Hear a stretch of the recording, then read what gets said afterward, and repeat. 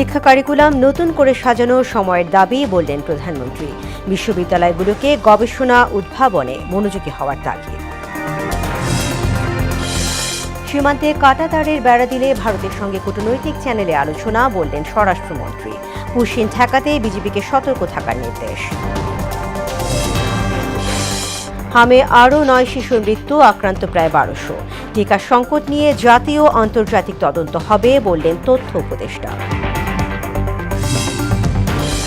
এবং নাহিদ রানার আগুন ঝরা বোলিংয়ে মিরপুরে পাকিস্তানকে হারালো বাংলাদেশ। দেশের মাটিতে পাকদের বিপক্ষে প্রথম টেস্ট জয়।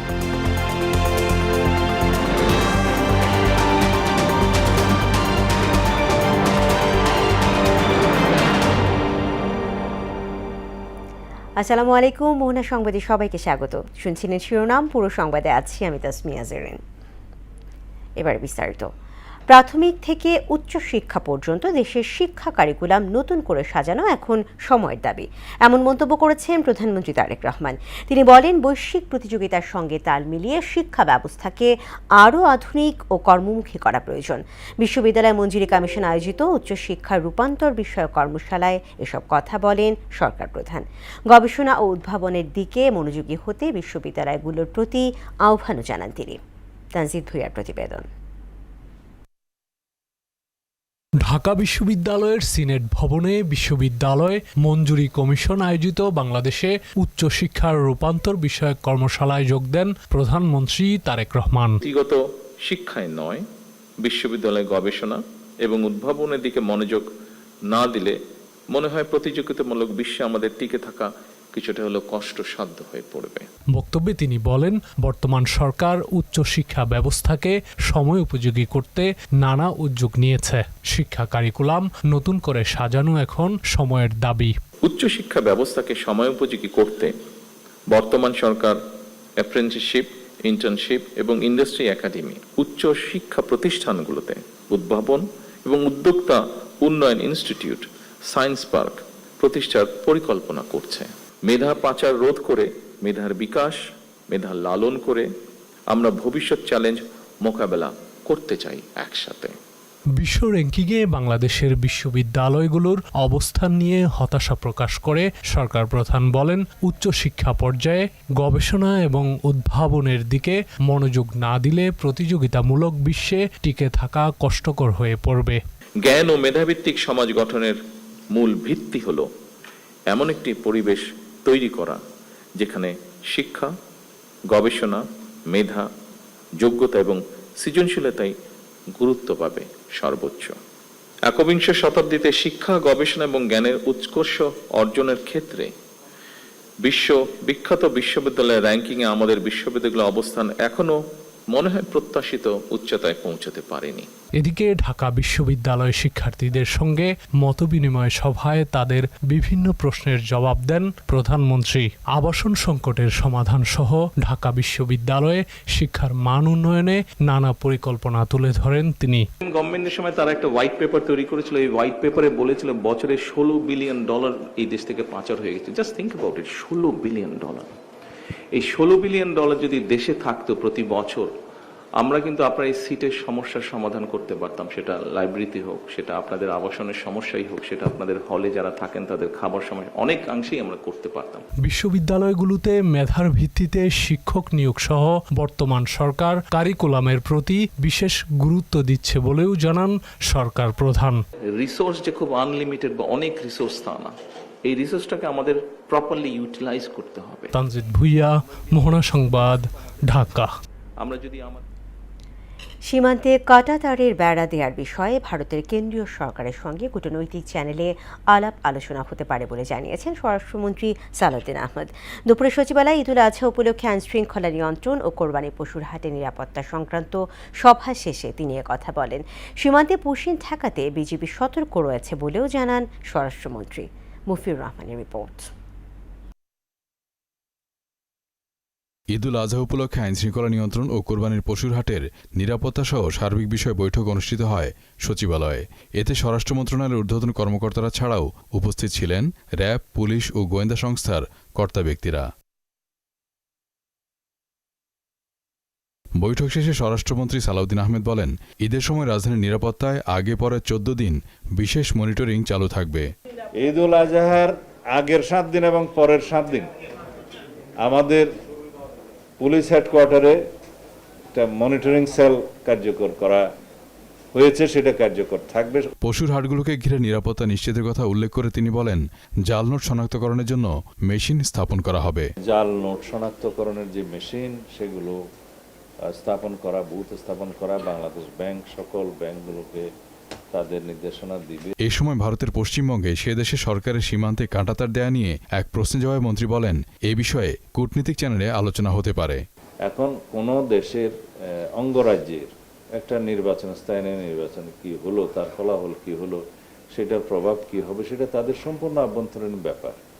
এখানে কাঁটাতারের বেড়া যদি ভারতীয় সীমানার মধ্যে নোম্যান্স ল্যান্ড বজায় রেখে যদি সেই দেশ দিতে চায়, সেটা ডিপ্লোম্যাটিক ওয়েতে আমাদের আলাপ আলোচনা হবে, কিন্তু সেরকম কোনো ইস্যু তো প্র্যাকটিক্যালি ভারত সরকারের পক্ষ থেকে আমরা দেখিনি। সীমান্তে পুশিন ঠেকাতে বিজেপি সতর্ক রয়েছে বলেও জানান তিনি। যাতে কোনো রকমের পুশিন না হয় সেটার ব্যবস্থা করা, আইন শৃঙ্খলা পরিস্থিতি সেই জায়গায় সমুন্নত রাখা, তবে আমরা সতর্ক আছি। মফিউর রহমান, মোহনা সংবাদ, ঢাকা। সীমান্ত হত্যা বন্ধে বর্তমান সরকার কার্যকর উদ্যোগ নিচ্ছে না বলে অভিযোগ করেছেন জাতীয় নাগরিক পার্টির মুখ্য সমন্বয়ক নসিরুদ্দিন পাটোয়ারি। তিনি বলেন, এ বিষয়ে স্বরাষ্ট্র এবং পররাষ্ট্রমন্ত্রী কোনো বক্তব্য না দেওয়ার বিষয়টি হতাশাজনক। দুপুরে ব্রাহ্মণবাড়িয়ার কসবা উপজেলার ধ্বজনগর সীমান্তে বিএসএফের গুলিতে নিহত 2 বাংলাদেশির কবর জিয়ারত এবং তাদের পরিবারের সদস্যদের সমবেদনা জানাতে গিয়ে সাংবাদিকদের এসব কথা বলেন তিনি। সরকারকে আহ্বান জানাবো, যদি অতি দ্রুত সীমান্ত হত্যার উদ্যোগ নিন, বন্ধের উদ্যোগ নিন, এবং যে শহীদ ফ্যামিলিগুলো রয়েছে সীমান্তে সেগুলোর সাথে সাক্ষাৎ করুন। এখানে স্কুল, কলেজ, ইউনিভার্সিটি নির্মাণ করুন, যাতে মানুষের জীবন জীবিকা নিশ্চিত হতে পারে। এবং সাথে সাথে সীমান্তে যে হত্যাগুলো হয়েছে, এখানে যারা বিভিন্ন ব্যবসার সাথে জড়িত আছে, চোরাকারবারি, মাদকের সাথে, তাদেরকে আইনের আওতায় নিয়ে আসার জন্য। বাজারে নীরব চাঁদাবাজিতে সীমিত আয়ের মানুষের বেঁচে থাকা কঠিন হয়ে পড়েছে বলে মন্তব্য করেছেন বিরোধী দলীয় নেতা ডক্টর শফিকুর রহমান। ভোরে রাজধানীর মিরপুরের শাহ আলী পাইকারি বাজার পরিদর্শনে এসে তিনি কথা বলেন। এ সময় তিনি আরও বলেন, গড়ে ওঠা মধ্যস্বত্বভোগী এবং চাঁদাবাজদের সিন্ডিকেট ভাঙতে চায় জামায়াত। নাজমুল ইসলামের প্রতিবেদন। রাজধানীর মিরপুরের শাহ আলী পাইকারি বাজারে সরেজমিনে বাজার পরিস্থিতি পরিদর্শনে আসেন জাতীয় সংসদের বিরোধী দলীয় নেতা ও জামাতে ইসলামীর আমির ডাক্তার শফিকুর রহমান। এ সময় তার সঙ্গে ছিলেন ঢাকা 14 আসনের সংসদ সদস্য মীর আহমদ বিন কাশেম সহ দলের নেতাকর্মীরা। এ সময় তিনি ব্যবসায়ীদের সঙ্গে কথা বলেন এবং নানা অভিযোগ ও সমস্যার কথা শোনেন। 1 লাখ টাকা ভাড়া আছে, 90,000 টাকা ভাড়া আছে, 60,000 টাকা ভাড়া আছে, ঘর বুঝে এই ব্যবসা সরকার নেই 5,000, জি 13 টাকা স্কয়ার ফিট, এসব সরকার আর কি ভাড়া নাই, 13 টাকা স্কয়ার ফিট। জি। পরিদর্শন শেষে তিনি বলেন, বাজারে বর্তমানে নীরবে চাঁদাবাজি চলছে, কিন্তু কেউ এ নিয়ে কথা বলার সাহস পাচ্ছে না। এখানে যে দোকানগুলো আছে, দোকানগুলা স্বস্তিদায়কভাবে যারা ব্যবসা করে তারা পায় না। এখানেও দখলদারিত্ব আছে, এখানেও নীরব চাঁদাবাজি আছে, কিন্তু মুখ ফুটে কেউ কথা বলতে চায় না। সবার মুখ চেপে রাখা হয়েছে। কারা করে এই চাঁদাবাজি? মধ্যস্থভোগী ও চাঁদাবাজরা সিন্ডিকেট গড়ে তুলেছে এমন অভিযোগ করে তিনি বলেন, রাষ্ট্রীয়ভাবে চাঁদাবাজদের আশ্রয় প্রশ্রয় দেওয়া হচ্ছে। বিগত অধিবেশনের শেষ দিবসে আপনারা শুনেছেন, আমি পরিষ্কার বলেছি যে সংসদের 300 জন সদস্য যদি সিদ্ধান্ত নেয় যে বাংলাদেশে চাঁদাবাজি হবে না, তাহলে কেউ করার সাহস পাবে না। কিন্তু এরাই যদি আশ্রয় প্রশ্রয় দেয়, তাহলে চাঁদাবাজি বন্ধ করা অসম্ভব। সংসদে এ বিষয়ে কথা বলবেন বলেও জানান জামাত আমির। আড়ত বাজারে এসেছি, খুচরা বাজারেও যাব, এবং মুকাম যেখান থেকে উৎস সেখানেও আমরা খবর নেব, যাব, দরকার নিয়ে আমরা অবশ্যই কথা বলব। নাজমুল ইসলাম, মোহনা সংবাদ, ঢাকা। সারা দেশে গেল 24 ঘন্টায় হাম ও উপসর্গে আরও 9 শিশুর মৃত্যু হয়েছে। এদের মধ্যে 3 জন নিশ্চিত হাম এবং বাকিরা উপসর্গ নিয়ে মারা গেছে। ওই সময় হাসপাতালে নতুন করে ভর্তি হয়েছে আরও 1192 জন। বিকেলে নিয়মিত সংবাদ বিজ্ঞপ্তিতে এসব তথ্য জানায় স্বাস্থ্য অধিদপ্তর। সংস্থাটির তথ্য অনুযায়ী গত 15 মার্চের পর থেকে এ পর্যন্ত হাম এবং হামির উপসর্গ নিয়ে সারা দেশে 424 শিশুর মৃত্যু হয়েছে।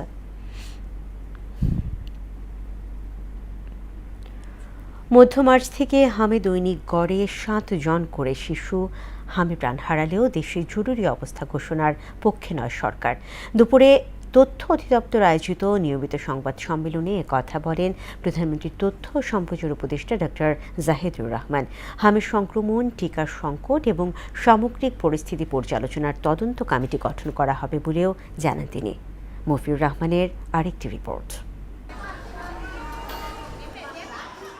গেল 15ই মার্চ থেকে এখন পর্যন্ত হামে মৃত্যু হয়েছে 4 শতাধিক শিশুর। গেল 15ই মার্চ থেকে এখন পর্যন্ত হামে মৃত্যু হয়েছে 4 শতাধিক শিশুর। সেই হিসেবে দৈনিক গড়ে 7 জনের প্রাণহানি হয়েছে। ওই সময়ের মধ্যে হাম ও এর উপসর্গ নিয়ে হাসপাতালে লড়াই করতে হয়েছে প্রায় 36,000 শিশুকে।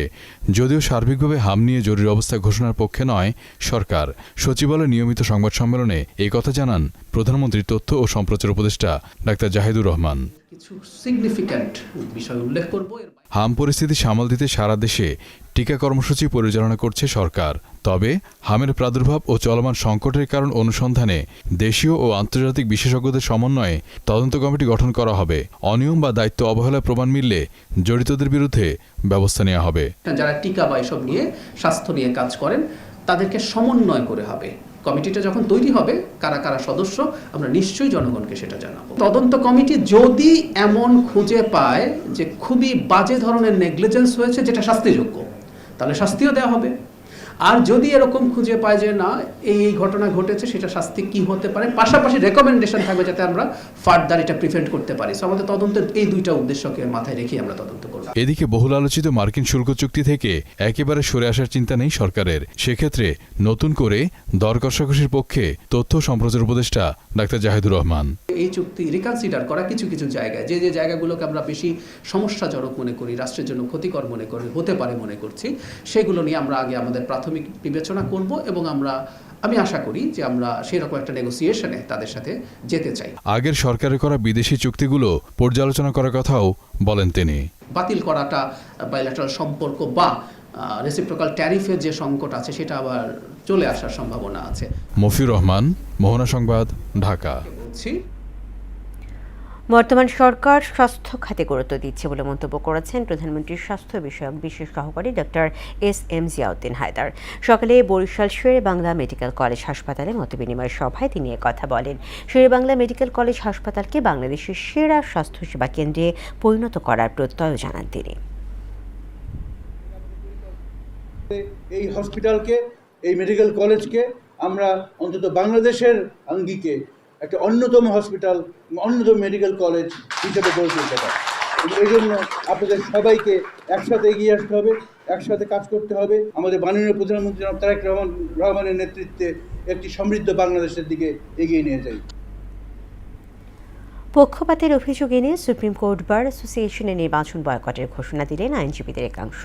এদিকে হামের প্রাদুর্ভাবের জন্য ডক্টর মোহাম্মদ ইউনূস এবং তার স্বাস্থ্য উপদেষ্টাকে দায়ী করে বিচার দাবি করেন বার অ্যাসোসিয়েশনের সাধারণ আইনজীবীরা। অন্যদিকে আরও 2 মামলায় জামিন পেয়েছেন সাবেক প্রধান বিচারপতি এবিএম খায়রুল হক। আরও জানাচ্ছেন মুদাসির আলী।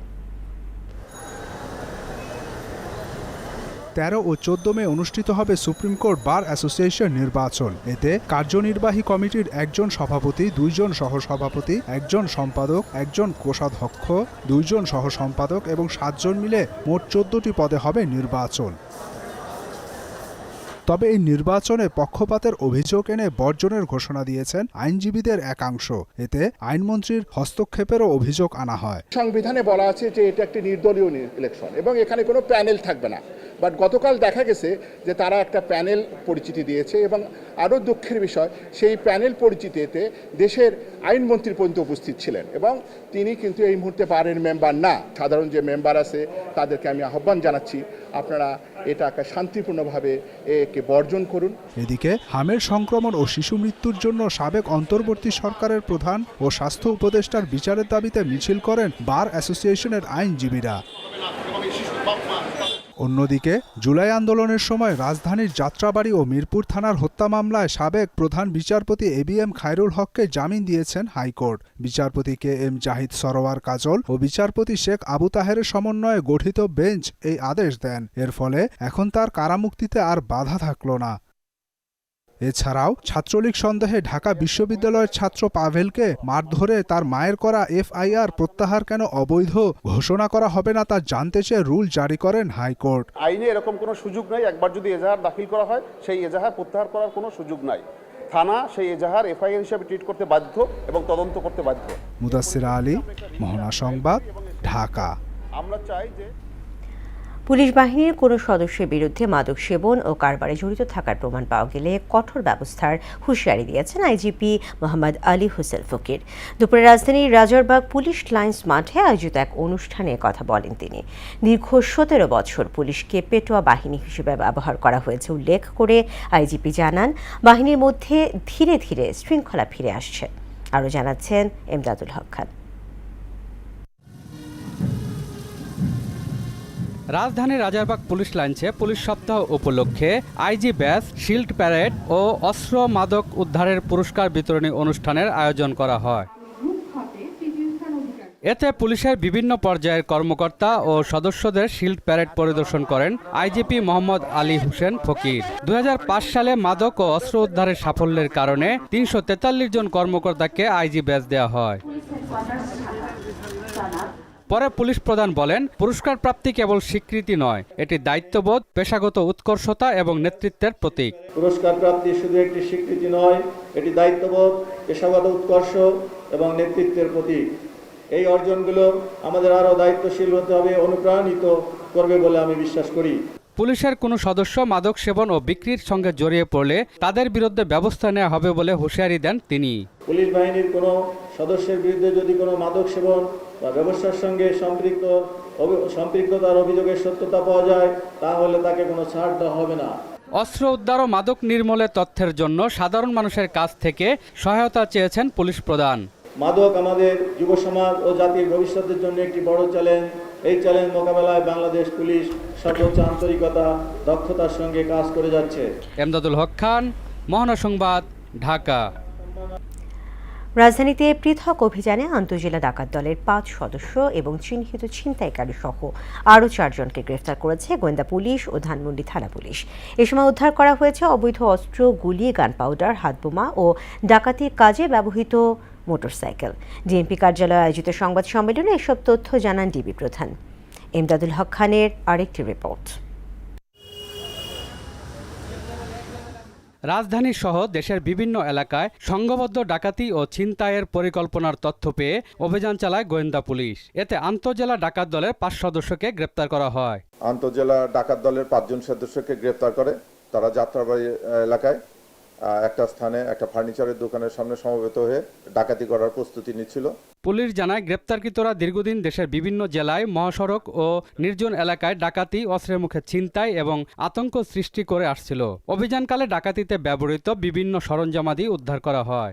2টি বিদেশি পিস্তল, একটি চাপাতি, 4টি হাতবোমা এবং 2 কেজির মতো গান পাউডার বা বিস্ফোরক দ্রব্য উদ্ধার করা হয়। তাদের পরিকল্পনা ছিল যে আসন্ন ঈদুল আজহাকে সামনে রেখে যে বিকাশ নগদে প্রচুর পরিমাণ টাকা ট্রানজ্যাকশন হবে। তারা প্রথমে পরিকল্পনা করেছিল যে এই টাকাগুলো বিকালবেলা যখন ক্যারি করবে যে কোনো একটা এজেন্টের কাছ থেকে এই টাকাগুলি তারা ছিনিয়ে নেবে। এদিকে রাজধানী বিভিন্ন এলাকায় অভিযান চালিয়ে 3 ছিনতাইকারীকে গ্রেপ্তার করেছে ধানমন্ডি থানা পুলিশ। সাকিব এবং শীর্ষ ছিনতাইকারী পলাশ আর বিপ্লব, এই 3 জনকে ঘটনাস্থলে আমরা গ্রেপ্তার করতে সমর্থ হই। ব্রিফিংয়ে পুলিশ জানায়, ছিনতাইয়ের কাজে ব্যবহৃত বিভিন্ন আলামতও উদ্ধার করা হয়েছে। এরা একটা ছিনতাই ঘটনা ঘটায়, তো এই ঘটনাকে কেন্দ্র করে আমরা তদন্ত করি। তদন্ত করতে করতে আমরা এই গ্রুপটাকে আইডেন্টিফাই করতে সমর্থ হই। আসন্ন ঈদকে সামনে রেখে কোরবানি হাট ঘিরে চুরি, ছিনতাই সহ যে কোনো ধরনের নাশকতা ঠেকাতে প্রস্তুতির কথাও জানায় আইন শৃঙ্খলা বাহিনী। আমাদের যে তথ্য আছে তাদের উপর আমরা নজরদারি বৃদ্ধি করেছি। পাশাপাশি যেটা প্রিভেন্টিভ ব্যবস্থা, মহাসড়কে বলেন, রাস্তাঘাটে বলেন বা আমাদের এলাকা ভিত্তিক বলেন, আমাদের পেট্রোল এবং মোবাইল পার্টির টহলও আমরা জোরদার করেছি। এমদাদুল হক খান, মোহনা সংবাদ, ঢাকা। বর্ষা মৌসুমে ডেঙ্গুর প্রকোপ ঠেকাতে আগাম প্রস্তুতি নেওয়া হচ্ছে বলে জানিয়েছেন ঢাকা উত্তর সিটি কর্পোরেশনের প্রশাসক শফিকুল ইসলাম খান মিল্টন। জনসচেতনতা তৈরিতে প্রচারণা সহ খাল, ডোবা, নালা পরিষ্কার কার্যক্রম চলছে বলে উল্লেখ করেন তিনি। দুপুরে গুলশানে একটি মসজিদ পরিদর্শনে গিয়ে তিনি এসব কথা বলেন। হামের বিশেষ টিকা ক্যাম্পেইনের সুফল দ্রুতই পাওয়া যাবে বলেও জানান ডিএনসিসি প্রশাসক। ডেঙ্গু আক্রান্ত কম হয় এবং তারা যাতে নিরাপদে থাকতে পারে, ডেঙ্গু জনিত কারণে যেন একটা প্রাণও না হারায়, সেই কারণে আমরা আগাম প্রস্তুতি নিয়েছি এবং এই প্রস্তুতি শুধু ওষুধ কিংবা দিয়ে নয়, এর বাইরে প্রতিটি নাগরিকের বাসায় বাসায় এবং পাড়ায় মহল্লায় যাতে এটা সচেতন থাকে, সেই কারণে তাদেরকে উৎসাহিত করার জন্য আমরা বিভিন্ন ধরনের প্রকল্প হাতে নিয়েছি। হামের যে প্রকট এখন সেটা অনেকাংশে আমাদের নিয়ন্ত্রণে, বলতে গেলে খুবই কম। এবার আন্তর্জাতিক। যুক্তরাষ্ট্র নতুন করে হামলা চালালে পাল্টা এর জবাব দিতে প্রস্তুত বলে জানিয়েছে ইরান। এদিকে লেবাননের 4টি বাসিন্দাদের উচ্ছেদ নোটিশ দিয়েছে ইসরায়েলি সামরিক বাহিনী। এসব এলাকায় হিজবুল্লাহর সামরিক অবকাঠামো ও কার্যক্রম লক্ষ্য করে অভিযান চালানো হবে। অন্যদিকে সামাজিক যোগাযোগ মাধ্যমের ভুয়া আইডি দিয়ে যুক্তরাষ্ট্র ও ইসরায়েলের মধ্যকার সম্পর্ক খারাপ করার চেষ্টা করছে বলে দাবি করেছেন ইসরায়েলি প্রধানমন্ত্রী বেঞ্জামিন নেতানিয়াহু। ঐশী আলমের ডেস্ক রিপোর্ট। যুক্তরাষ্ট্র নতুন করে আগ্রাসন চালালে এর জবাব দিতে ইরানি সেনারা প্রস্তুত রয়েছে বলে জানিয়েছেন ইরান পার্লামেন্টের স্পিকার বাঘের গালিবাফ। সংসদের জাতীয় নিরাপত্তা ও পররাষ্ট্রনীতি কমিশনের মুখপাত্র ইব্রাহিম রেজাই হুঁশিয়ারি দিয়ে বলেন, আবার হামলা হলে 90% পর্যন্ত ইউরেনিয়াম সমৃদ্ধ করার সিদ্ধান্ত নেবে ইরান।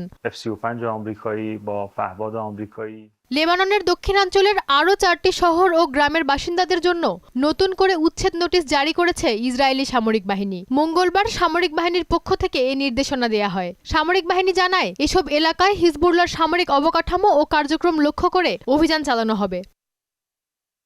সামাজিক যোগাযোগ মাধ্যমে ভুয়া আইডি দিয়ে যুক্তরাষ্ট্র ও ইসরায়েলের মধ্যকার সম্পর্ক খারাপ করার চেষ্টা চলছে বলে দাবি করেছেন ইসরায়েলি প্রধানমন্ত্রী বেঞ্জামিন নেতানিয়াহু। ঐশী আলম, মোহনা সংবাদ। শেষ করব মোহনা সংবাদ, যাবার আগে শিরোনামগুলো আরও একবার।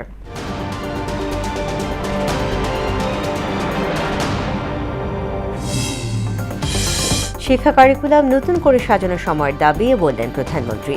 বিশ্ববিদ্যালয়গুলোকে গবেষণা উদ্ভাবনে মনোযোগী হওয়ার দাবি। সীমান্তে কাঁটাতারে বেড়া দিলে ভারতের সঙ্গে কূটনৈতিক চ্যানেলে আলোচনা, বললেন স্বরাষ্ট্রমন্ত্রী। পুশিন ঠেকাতে বিজেপিকে সতর্ক থাকার নির্দেশ। হামে আরও 9 শিশুর মৃত্যু, আক্রান্ত প্রায় 1200। টিকা সংকট নিয়ে জাতীয় ও আন্তর্জাতিক তদন্ত হবে, বললেন তথ্য উপদেষ্টা। এবং নাহিদ রানার আগুন ঝরা বোলিংয়ে মিরপুরে পাকিস্তানকে হারালো বাংলাদেশ। দেশের মাটিতে পাকদের বিপক্ষে প্রথম টেস্ট জয়।